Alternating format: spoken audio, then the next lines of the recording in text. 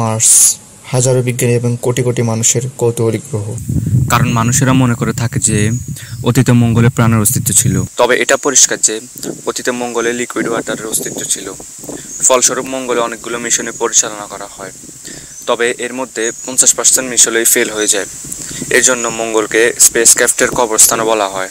তবুও মঙ্গলকে নিয়ে মানুষের বিন্দুমাত্র আগ্রহ কমেনি। আজও মঙ্গল গ্রহে অনেকগুলো মিশন স্থায়ী রয়েছে এবং কি ভবিষ্যতেও মঙ্গলে অনেকগুলো মিশন পরিচালনা করা হবে। যাই হোক, এই পর্যন্ত আমরা মঙ্গল থেকে ঠিক কত তথ্য পেয়েছি, কতটুকুই বা মঙ্গল সম্পর্কে জেনেছি, আজকের ভিডিওতে এগুলো আলোচনা করা হবে। মঙ্গল গ্রহকে নিয়ে মিশন পরিচালনা শুরু হয় 1960 সাল থেকে। প্রতি 2 বছর অন্তর মঙ্গল এবং পৃথিবী কাছাকাছি আসে, আর তখনই এই মিশনগুলো পরিচালনা করা হয়। মঙ্গলকে নিয়ে প্রথম মিশন পরিচালনা শুরু হয় 1960 সালের 10 অক্টোবর তৎকালীন সোভিয়েত ইউনিয়ন। তারা 1M নাম্বার 1 নামে স্পেসক্রাফটটি লঞ্চ করে, কিন্তু লঞ্চ করার সময়ে তা ব্লাস্ট হয়ে যায়। 1M নাম্বার 1 সহ সোভিয়েত ইউনিয়ন মোট 5টি মিশন পরিচালনা করে এবং সবকটি মিশনই ফেল হয়। 1964 সালের 5 নভেম্বর নাসা ম্যারিনার 3 নামে স্পেসক্রাফটটি লঞ্চ করে। এটা ছিল নাসার সর্বপ্রথম মার্সের উদ্দেশ্যে মিশন। ম্যারিনার 3 স্পেসক্রাফটটি ছিল একটি ফ্লাইওয়ে মিশন, অর্থাৎ শুধু মঙ্গলের কাছ দিয়ে উড়ে যাওয়া, কিন্তু সেটাও ব্যর্থ হয়। ওই মাসে 28 তারিখে নাসা ম্যারিনার 4 লঞ্চ করে, যেটা সাকসেসফুল হয়। ওটাই সর্বপ্রথম কোনো ভিন গ্রহের ছবি তোলে। ম্যারিনার 4 মোট 22টি ছবি পৃথিবীতে পাঠায়। এটি মঙ্গলের সর্বপ্রথম ছবি যা ম্যারিনার 4 ক্যাপচার করে। নাসার পরে সোভিয়েত ইউনিয়ন পরপর 9টি মিশন ব্যর্থ হওয়ার পরে দশমবারে সাকসেসফুল হয়। 1971 সালের 19 এবং 28 মে রাশিয়া মার্স 2 এবং মার্স 3 নামক দুটি স্পেসক্রাফট লঞ্চ করে। এই দুটি স্পেসক্রাফটের কাজ দুটি অংশে বিভক্ত ছিল, একটি হলো অরবিটার এবং আরেকটি হলো ল্যান্ডার। দুটি স্পেসক্রাফটের অরবিটার দুটি কাজ করলেও ল্যান্ডার দুটি ব্যর্থ হয়।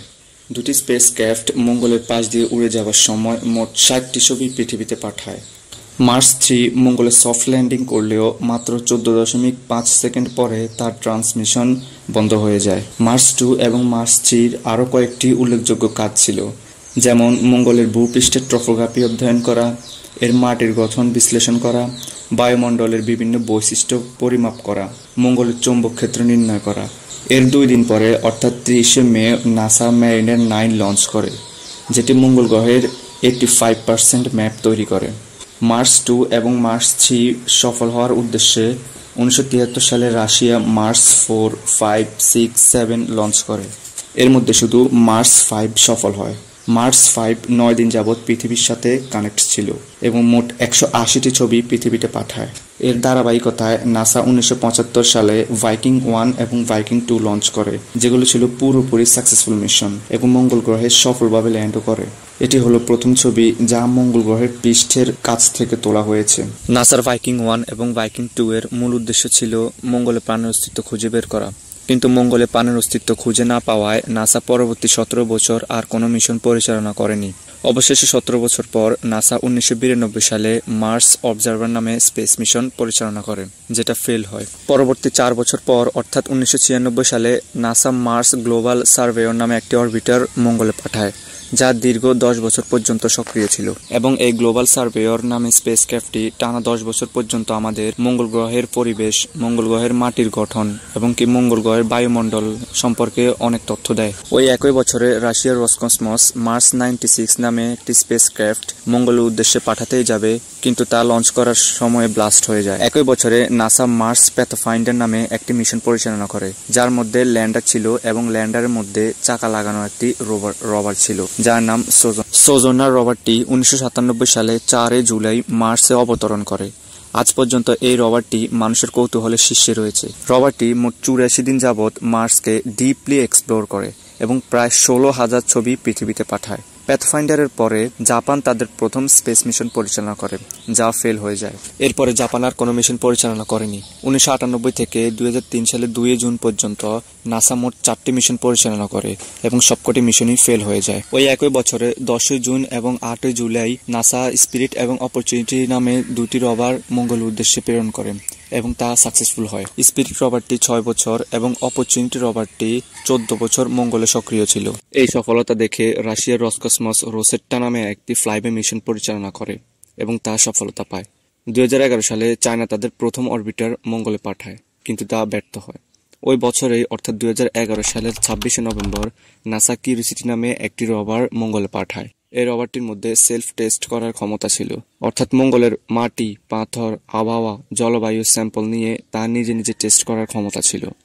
যাই হোক, 2013 সালের 5ই নভেম্বর ভারত একটি অরবিটার মঙ্গলে পাঠায় এবং তা পরবর্তী 8 বছর পর্যন্ত সক্রিয় ছিল।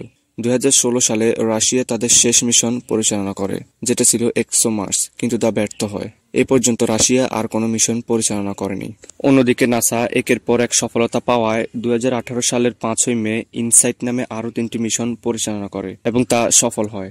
2020-এর 19শে জুলাই সংযুক্ত আরব আমিরাত অর্থাৎ দুবাই হোপ নামে একটি অরবিটার মঙ্গলে পাঠায় এবং তা সফল হয়। মঙ্গলের রোবট চালানোর কৌতূহলে চায়না 23শে জুলাই জুরং রোবটটি লঞ্চ করে এবং রোবটটি এখনো পর্যন্ত মিশনে আছে। 2020-এর 30শে জুলাই নাসা পারসেভার নামে এক রোভার লঞ্চ করে। সে রোভারটির মধ্যে অ্যাটাচড একটি হেলিকপ্টার ছিল, সেটা মঙ্গলে সফলভাবে উড়েছিল। একবার ভেবে দেখুন, যে গ্রহে আমরা কখনো যাইনি, যে গ্রহে অ্যাটমসফিয়ার আমাদের পৃথিবীর অ্যাটমসফিয়ার থেকে 99% কম ঘনত্ব এবং কি গ্র্যাভিটি সেখানে আমাদের থেকেও হালকা, সেরকম একটি চ্যালেঞ্জিং জায়গায় হেলিকপ্টার উড়িয়ে নাসা দেখিয়ে দিয়েছে। মঙ্গল গ্রহকে নিয়ে শেষ মিশন পরিচালনা করা হয়েছে 2023-এর 13 অক্টোবর, যা এখনো তার যাত্রাপথে রয়েছে।